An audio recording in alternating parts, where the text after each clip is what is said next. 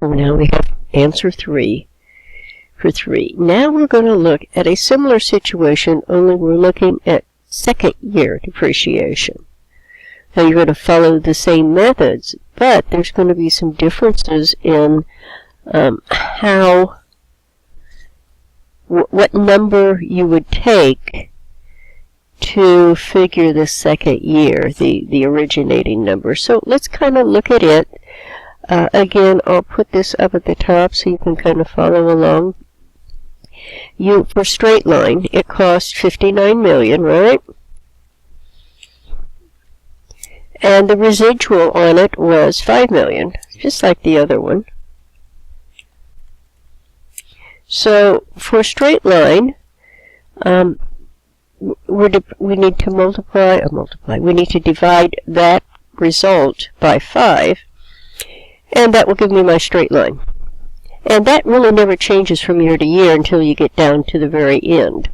And if there's an amount that interferes with the residual, then, and there shouldn't be, but yeah, sometimes if you change the depreciation between its inception and before it's run out, there may be some oddball things happen with it.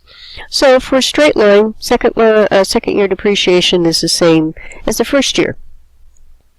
Let's look at the units of production. So now we have 59. That's the same thing as up here. Let's just take that, copy it, put it down here. This becomes our base, right?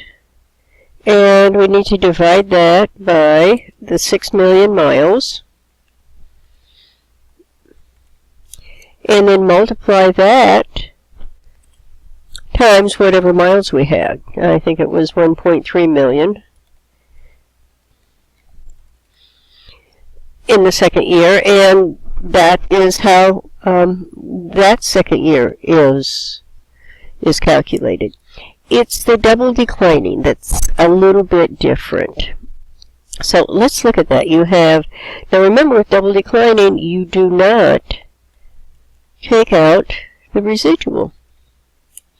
So I have 59 million, and I'm dividing it by 5 years, and then multiplying it by 2, and that will give me, I guess I'm going to have to do, it will give me 23,600,000 as the depreciation. So now, for the second year, I come down at 59 million. But I have to subtract that 23,600,000 from that, and then divide by the 5, and then multiply that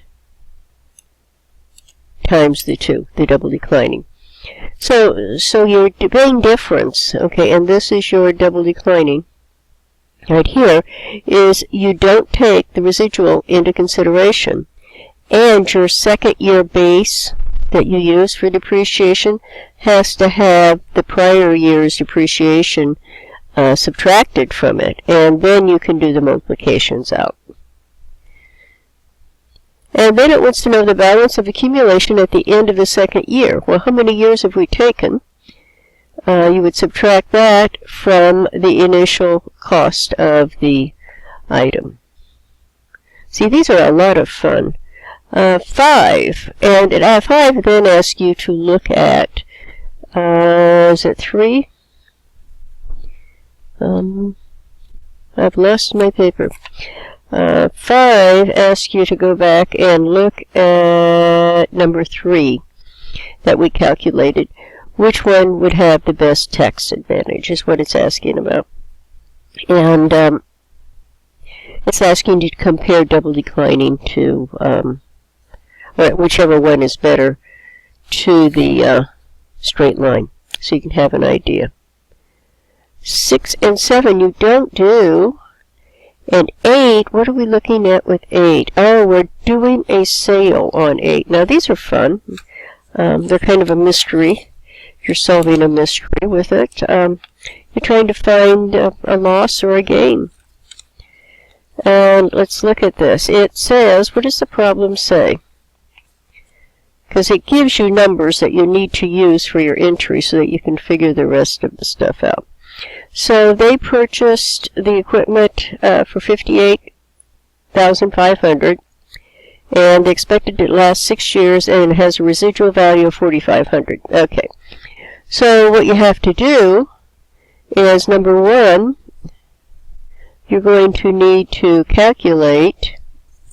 So one, you need to calculate the depreciation. And then number two, you need to calculate the accumulated depreciation to find the book value. So those are two things you have to do right off the top of the hip, right out of the gate. You need to find depreciation per year, the accumulated depreciation, so that you can find the book value of this item. Now, once you get to there, you've got to have that. You need to, they sold it for $43,000. So once you have your book value, they sold it for $43,000. So there's dollars there. How much did they pay for it? Well, that's at $58,500. How much is the accumulated depreciation? Well, you've calculated it here. And if this is higher than the credits, then you've had a gain on the sale.